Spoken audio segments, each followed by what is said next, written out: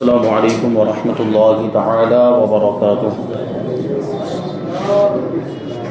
نحمده ونصلي ونسلم على رسوله الكريم اما بعد فاعوذ بالله من الشیطان الرجیم بسم اللہ الرحمن الرحیم ان اللہ وملائکته يصلون على النبی یا ایہا الذین آمنوا صلوا علیہ وسلموا تسلیما اللہم صل علی سیدنا ومولانا محمد معدن الجود والکرم وآلہ الکرام وابنہ الکریم وبارک وسلم صلاة وسلاما علیک یا رسول اللہ صلی اللہ تعالی علیہ وسلم۔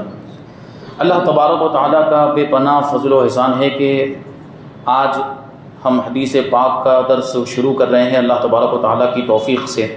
اللہ تبارک و تعالیٰ کی بارگاہ میں دعا کرتے ہیں کہ ہمارے اس سلسلے کو پابندی کے ساتھ جاری رکھنے کی ہمیں توفیق عطا فرمائے، اور حدیثیں جو بھی اللہ کے رسول صلی اللہ علیہ وسلم کے ارشادات ہم سنیں، اللہ تبارک و تعالیٰ اس پر ہم سب کو عمل کرنے کی توفیق عطا فرمائے۔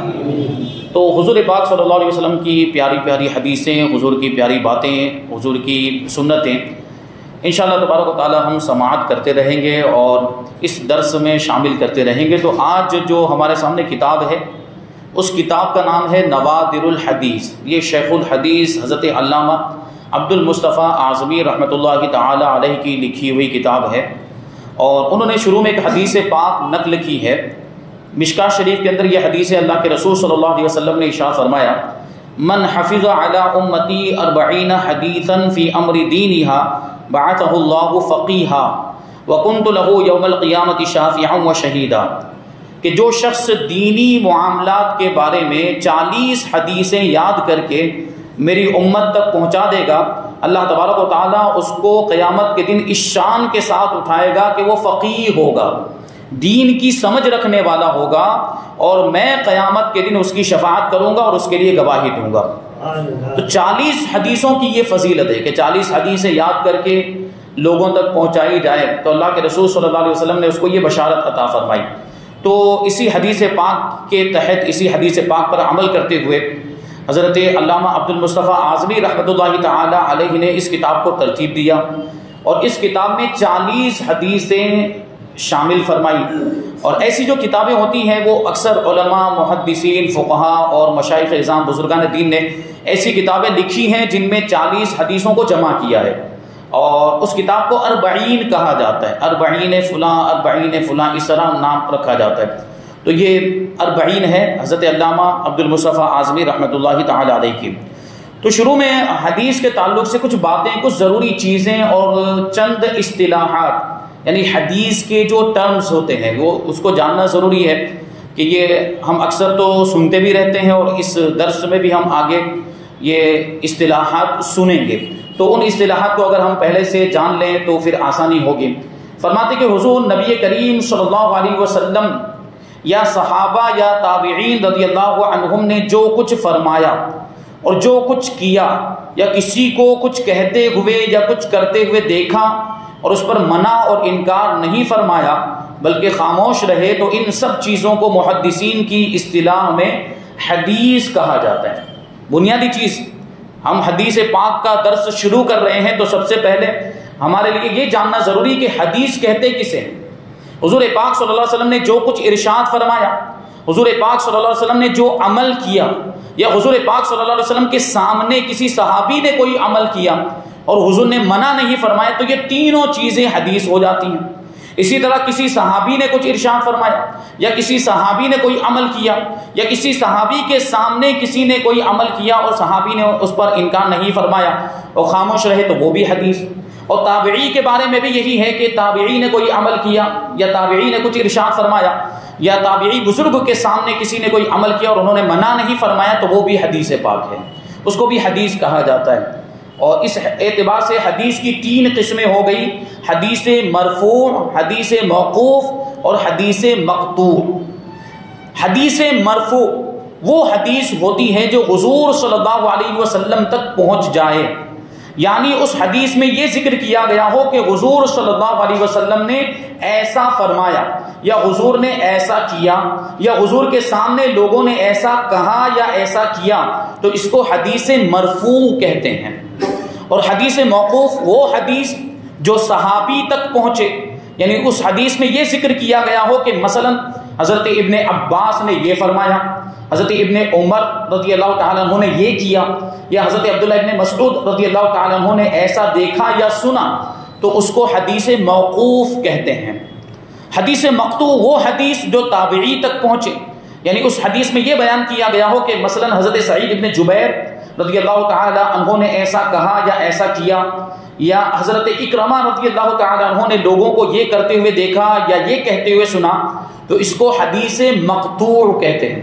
یہ تین قسمیں ہو گئی، حدیث مرفوع جو حضور تک پہنچے، حدیث موقوف جو کسی صحابی تک پہنچے، اور حدیث مقطوع جو کسی تابعی تک پہنچے۔ یہ نام یاد رکھیں گے تو انشاءاللہ تبارک و تعالیٰ آگے آسانی ہوگی۔ اب بار بار ہم ایک لفظ سنتے روایت، فلاں صحابی نے اس حدیث کو روایت کیا، انہوں نے یوں روایت کیا، انہوں نے یوں روایت کیا۔ تو یہ روایت کا مطلب کیا ہوتا ہے؟ کہتے ہیں کہ حدیث کو نقل کرنا اور حدیث کو بیان کرنا، اس کو روایت کہا جاتا ہے۔ یہ تو آسان بات ہوئی۔ تو اسی سے ہم راوی کا مطلب بھی جان لیں گے۔ راوی یہ روایت ہی سے بنا ہے، تو روایت کرنے والے کو راوی کہا جاتا ہے، حدیث نقل کرنے والے کو، حدیث بیان کرنے والے کو راوی کہا جاتا ہے۔ اور پھر سند حدیث، یہ بہت بنیادی چیز، حدیث کی سند، کیونکہ ایک سلسلہ ہوتا ہے حدیث کا، جس طریقے سے حضور پاک صلی اللہ علیہ وسلم کی حدیثوں کو محفوظ کیا گیا، یہ آپ اور کہیں دوسری جگہ نہیں پائیں گے کہ بڑے اہتمام کے ساتھ روایت کی گئی کہ صحابی رسول نے حضور پاک صلی اللہ علیہ وسلم کو کچھ فرماتے ہوئے سنا یا کچھ کرتے ہوئے دیکھا، پھر اس کو روایت کیا اپنے بعد والوں سے، تابعین سے روایت کیا، پھر تابعین نے اپنے بعد والوں سے روایت کیا، اپنے بعد والوں کو بیان کیا، تابعین نے تبع تابعین کو بیان کیا۔ تو یہ سلسلہ چلا، یہ اوپر سے نیچے تک حضور پاک صلی اللہ علیہ وسلم سے لے کر تابعین، تبع تابعین اور ان کے بعد والوں تک جو روایت کا، حدیث کو بیان کرنے کا سلسلہ چلا، اسی کو سند حدیث کہا جاتا ہے۔ حدیث کی سند، وہی کہتے ہیں کہ حدیث کو نقل کرنے والے راویوں کا جو سلسلہ ہوتا ہے اس کو سند کہا جاتا ہے۔ جیسے ایک مثال پیش کرتے ہیں، ان ابن شہاب ان عبید اللہ ابن عبد اللہ ان ابن عباس ان النبی صلی اللہ علیہ وآلہ وسلم، یہ صرف ایک سند بیان کی۔ اس کا مطلب کیا ہوتا ہے کہ ابن شہاب سے مروی ہے، وہ عبید اللہ سے روایت کرتے ہیں، وہ عبداللہ سے روایت کرتے ہیں، وہ ابن عباس سے روایت کرتے ہیں، اور وہ نبی کریم صلی اللہ علیہ وسلم سے روایت کرتے ہیں۔ تو یہ ہوئی سند۔ اور آگے متن حدیث فرماتے کہ متن حدیث کا مطلب کیا ہوتا ہے؟ متن مانے ویسے تو ٹیکسٹ ہوتا ہے، جو جیسے کسی کتاب کا ٹیکسٹ، تو عبارت جو اصل حدیث کی عبارت ہے، اور جو اصل حدیث میں جو حضور نے ارشاد فرمایا یا کسی صحابی نے جو ارشاد فرمایا، وہ جہاں سے بات شروع ہو رہی ہوگی اس کو حدیث کا متن کہا جائے گا۔ یعنی اوپر سے تو یہ روایت آ گئی کہ فلاں صاحب نے روایت کیا، ان سے انہوں نے روایت کیا، انہوں نے ان سے روایت کیا، انہوں نے ان سے، انہوں نے صحابی سے، انہوں نے حضور سے روایت کیا، اور حضور صلی اللہ علیہ وسلم نے یہ فرمایا۔ اب یہاں سے جو بات شروع ہوگی اس کو کیا کہا جائے گا؟ متن حدیث۔ فرماتے کہ جہاں سند ختم ہو جائے، راویوں کے نام جہاں ختم ہو جائیں، اس کے بعد جو الفاظ آتے ہیں ان کو متن حدیث کہا جاتا ہے۔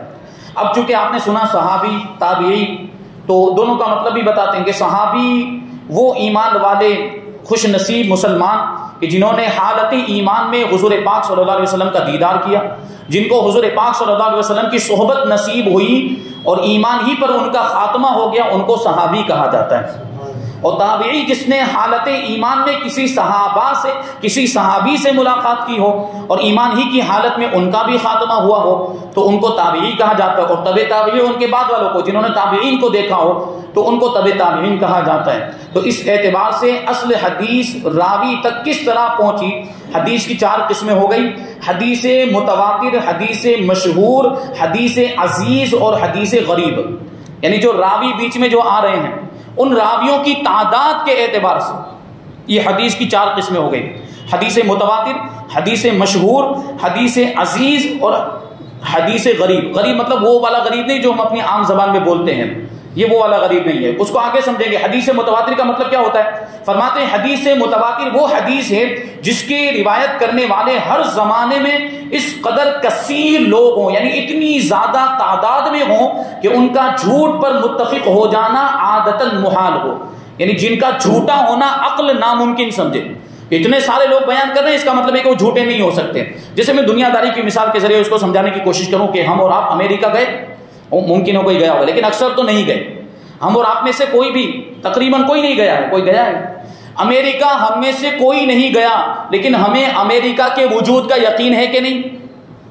امریکہ موجود ہے اس کا ہمیں یقین ہے، کیوں؟ کیونکہ ہمیں اتنے لوگوں نے بیان کیا، ہمارے سامنے اتنے لوگوں نے امریکہ کے ہونے کی گواہی دی، امریکہ کے ہونے کے تعلق سے ہمیں خبر دی، تو ہمیں یقین ہو گیا، یعنی ہماری عقل نے یہ مان لیا کہ اتنے سارے لوگ بول رہے ہیں تو اتنے سارے لوگ جھوٹے نہیں ہو سکتے، تو ہماری عقل نے یہ گواہی۔ حدیث متواتر کا بھی وہی مطلب، حدیث متواتر اتنے زیادہ راویوں نے اس حدیث کو روایت کیا ہو کہ جن کا جھوٹ پر متفق ہونا عادتاً محال ہو، ناممکن ہو، عقل جس کو ناممکن سمجھے کہ یہ اتنے سارے راوی جھوٹے نہیں ہو سکتے، تو ایسی حدیث یہ قطعی حدیث ہوتی ہے، اس سے احکام کا قطعی احکام کا ثبوت ہوتا ہے۔ دوسرے نمبر پر حدیث مشہور وہ حدیث ہے جس کے راوی ہر دور میں 2 سے زیادہ رہے ہوں، اس کو حدیث مستفیض بھی کہتے ہیں، اور حدیث عزیز وہ حدیث ہے جس کو ہر دور میں 2 راوی روایت کرتے ہوں اور پوری سند میں کہیں بھی 2 راوی سے کم نہ ہوں، تو اس کو حدیث عزیز کہا جاتا ہے، یعنی یہ درجہ نیچے آتا جا رہا ہے۔ آپ دیکھ رہے ہیں حدیث متواتر یعنی بہت زیادہ لوگوں نے روایت کیا،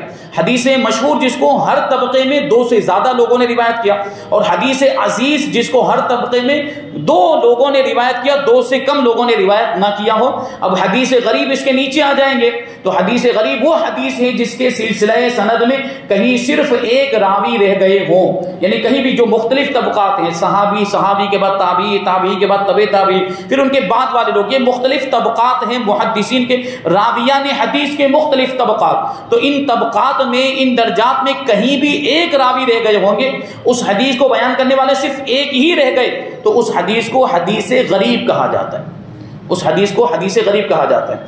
اب آگے اور چیز ہے، وضاع الحدیث، وضاع الحدیث یعنی جھوٹی حدیثیں گڑھ لینے والا، ایسا آدمی سخت گنہگار اور جہنمی ہے۔ ظاہر سی بات ہے، جھوٹی حدیث گڑھتا ہے، رسول پاک صلی اللہ علیہ وسلم کی طرف نسبت کرتا ہے، ایسی بات کی نسبت کرتا ہے جو حضور نے نہیں فرمائی، جو حضور کی حدیث نہیں ہے اس کو حدیث کہتا ہے، تو وہ کتنا بڑا گنہگار ہوگا، وہ جہنمی نہیں تو پھر اور کیا ہے۔ حدیث موضوع، جھوٹے راوی کی بیان کی ہوئی حدیث کو حدیث موضوع کہا جاتا ہے، اور حدیث موضوع کا مطلب یہ ہوتا ہے گھڑی ہوئی حدیث، اپنی طرف سے کوئی بنا لے تو اس کو موضوع حدیث کہا جاتا ہے، جس حدیث کا رسول پاک صلی اللہ علیہ وسلم سے ہونا ثابت نہ ہو، یہ حدیث موضوع کہلاتی، جو قطعاً غیر معتبر ہے، کیونکہ وہ حدیث ہے ہی نہیں، وہ گڑھی ہوئی حدیث ہے، تو اس کا کوئی اعتبار نہیں ہے اور وہ دلیل بھی نہیں ہے۔ محدثین، یہ لفظ بھی بار بار آتا ہے، محدثین، محدثین کرام، محدثین اعظام، محدثین، علوم حدیث میں مشغول ہونے والے حضرات کو محدثین کہا جاتا ہے۔ علوم حدیث، علم حدیث، حدیث کی مہارت، حدیث کو بیان کرنا، یہ ساری جو بھی چیزیں حدیث سے تعلق رکھنے والی، اس میں جو مہارت رکھتے ہیں ان کو محدثین کہا جاتا ہے۔ اور مورخین تاریخ سے بنا ہے، تاریخ کا مطلب ہوتا ہے ہسٹری بیان کرنے والے، تاریخ اور اتہاس بیان کرنے والے، ان کو مورخین کہا جاتا ہے، تاریخ لکھنے والے۔ فرماتے گزرے ہوئے زمانے کی تاریخوں کو اور حالات کو بیان کرنے والے حضرات کو مورخین یا اخباری کے لقب سے یاد کیا جاتا ہے۔ اب ایک بہت اہم چیز ہے کہ حدیث پاک ہم سنیں گے انشاءاللہ تبارک و تعالیٰ، تو حدیث کی مشہور کتابوں کے بارے میں سب سے پہلے بتا رہے ہیں، اور سب سے پہلے بنیادی طور پر وہ 6 کتابیں جن کو حدیث کی کتابوں میں سب سے زیادہ صحیح مانا جاتا ہے، اور ان 6 کتابوں کو صحاح ستہ کہا جاتا ہے، اور صحاح کا مطلب ہی ہوتا ہے صحیح، ستہ مانے 6، یعنی حدیث کی صحیح 6 کتابیں۔ اب اس کا یہ مطلب نہیں کہ ان حدیثوں کے اندر کوئی ضعیف حدیث نہیں ہے، صحیح حدیث کا مطلب جس کا سلسلہ متصل ہو اور اس کی سند بڑی قوی ہو، اس حدیث کو صحیح کہا جاتا ہے، اور سند میں کہیں پر ضعف آ جائے، کوئی راوی ایسا ہو جس پر کچھ کلام کیا گیا ہو، تو وہ حدیث ضعیف ہو جاتی ہے۔ تو بہرحال ان کتابوں کے اندر بھی کچھ حدیثیں ضعیف موجود ہیں، لیکن اکثر حدیثیں کون سی ہیں؟ صحیح حدیثیں بیان کی گئی۔ یعنی صحیح حدیث کے مقابلے میں آپ غلط کو مت لیجئے گا کہ صحیح کے مقابلے میں غلط، یہ صحیح ایک اصطلاحی لفظ، ایک ٹرمز ہے، اس کا مطلب ہوتا ہے کہ جس کی سند بڑی قوی ہو، سند جو میں نے ابھی کہا راویوں کا سلسلہ، جس کی سند بڑی قوی ہو، متصل ہو، اس کو صحیح کہا جاتا ہے۔ اور سند میں کسی راوی کے اندر کوئی کمزوری آ گئی ہو، یعنی کسی راوی پر کوئی کلام کیا گیا ہو کہ یہ ان پر جھوٹ کی تہمت لگائی گئی تھی، یا یہ کہ ان کا حافظہ کمزور تھا، اس طرح کی کوئی بات کی گئی ہو، تو پھر وہ حدیث ضعیف ہو جاتی ہے وہ راوی کی وجہ سے۔ تو یہ بات ذہن میں رکھیں گے۔ सिहाए सित्ता वो 6 किताबें हैं। पहले नंबर पर बुखारी शरीफ। बुखारी शरीफ के बारे में तो आपने जाना कि कुरान पाक के बाद अगर सबसे ज्यादा मोतबर और सही कोई किताब है तो वो बुखारी शरीफ है। दूसरे नंबर पर मुस्लिम शरीफ, तीसरे नंबर पर तिरमिजी शरीफ, चौथे पर अबू दाऊद शरीफ, पांचवें नंबर पर नसई शरीफ और छठे नंबर पर इब्ने माजा शरीफ। ये 6 किताबें हैं। इन 6 मशहूर किताबों को सिहाए सित्ता कहा जाता है। ये नाम भी आप याद रखें, बार बार आता है ये सिहाए सित्ता में ये हदीस मौजूद, या सिहाए सित्ता में से फलां किताब के अंदर ये हदीस मौजूद है। तो ये भी इस्तिलाही लफ्ज है और ये बहुत बड़ा काम आने वाला लफ्ज। उलमा की गुफ्तगू में, उलमा के बयानात में ये लफ्ज आता रहता है और आप सुनते रहते होंगे, तो इसका मतलब ये होता है। अब यहां पर बहुत अहम बात कि दीन में हदीस का मकाम क्या है। दीन में, दीन की बातों में, दीन के अहकामात में हदीस का क्या दर्जा है, हदीस का क्या मकाम है। जाहिर सी बात हम जानते हैं कि कुरान के बाद हदीस का दर्जा आता है। कुरान से जिस तरीके से अहकाम साबित होते हैं, इसी तरीके से हदीस पाक से भी मसाइल निकलते हैं, हदीस पाक से भी अहकाम निकलते हैं, अहकाम साबित होते हैं। उसी को बयान करते हैं कि ज़माने नबुवत में हुज़ूर पाक सल्लल्लाहु अलैहि वसल्लम के ज़माने से लेकर आज तक तमाम मुसलमानों का यही अकीदा रहा है कि अहकाम शरीयत की दलीलों में सबसे पहले, सबसे मुकद्दम और सबसे आला खुदा की मुक़द्दस किताब कुरान मजीद है। सबसे बड़ी दलील तो कुरान मजीद है, उससे ऊपर कुछ नहीं है। सबसे बड़ी दलील और सबसे मुकद्दम कुरान मजीद है। और चूंकि कुरान ही की तसरीहात और हिदायत के बमूजब, यानी कुरान में खुद बयान किया गया है कि हुजूर नबी पाक सल्लल्लाहु अलैहि वसल्लम की इत्तिबा, आपकी इताअत, आपकी पैरवी भी हर मुसलमान के लिए लाजिमुल ईमान और वाजिबुल अमल है। कुरान के अंदर खुद ही इरशाद फरमाया कि नबी की पैरवी करो, अल्लाह की भी बात मानो, नबी की भी बात मानो। ये जगह जगह पर आया कुरान मजीद के अंदर। हुजूर की इताअत का हुक्म दिया गया। इसका मतलब ये कि हमारे लिए हुजूर की पैरवी, हुजूर की इत्तिबा लाजिम और ज़रूरी है। तो इस एतबार से देखें कि हुजूर पाक सल्लल्लाहु अलैहि वसल्लम की हदीसों पर अमल करना भी हमारे लिए ज़रूरी हो जाता है, क्योंकि बगैर उसके कुरान मजीद की आयतों के सही मफ़हूम और हकीकी मुराद को समझ लेना गैर मुमकिन, मुहाल है। हुजूर की हदीसों को अगर छोड़ दिया जाए और डायरेक्ट अगर हम कुरान समझने लग जाएं, नहीं समझ पाएंगे, गुमराह हो जाएंगे। तो हदीसों का सहारा लेना ज़रूरी, क्योंकि हदीसें ये कुरान ही की तफसीर हुआ करती हैं। कुरान ही की आयतों को वजाहत के साथ हुजूर पाक सल्लल्लाहु अलैहि वसल्लम ने बहुत से मकामात पर बयान फरमाया।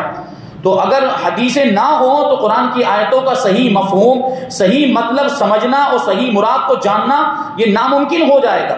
इसलिए कुरान मजीद के बाद अहकाम शरीयत की दलील बनने में हदीस ही का दर्जा है। दूसरा दर्जा किसका हो गया? हदीस का। इसके बाद इजमाए उम्मत। इजमाए उम्मत यानी उम्मत का इत्तिफाक, किसी मसले पर उम्मत का इत्तिफाक हो जाए। अब उम्मत का इत्तिफाक हो जाने का ये मतलब नहीं कि हम और आप जैसे लोग इत्तिफाक कर लें, नहीं। इससे मुराद है उम्मत के मुज्तहिदीन। मुज्तहिदीन के बारे में मैंने फरमाया था कि मैंने कहा था कि वो इमाम, वो अइम्मा मुज्तहिदीन जो जिनको अल्लाह तबारक व तआला ने वो सलाहियत अता फरमाई थी और वो काबिलियत अता फरमाई थी कि अपने इल्म से वो गौर व फिक्र करके कुरान और हदीस से मसाइल निकालते थे।